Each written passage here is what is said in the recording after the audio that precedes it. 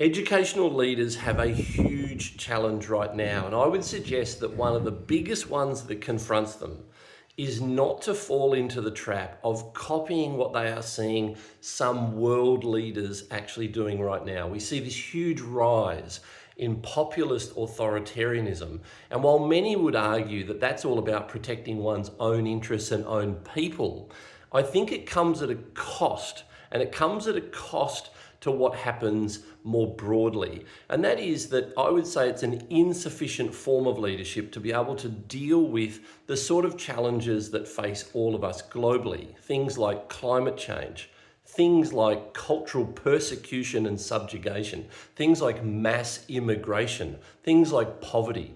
These are the things that require not an inward orientation, but an outward leadership orientation.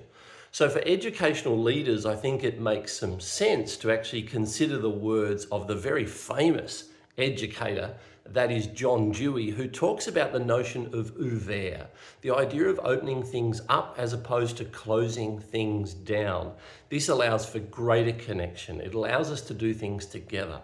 And we might even link it to the proverb. And the proverb goes basically like this: if you want to go fast, go alone. But if you want to go far, you need to go together.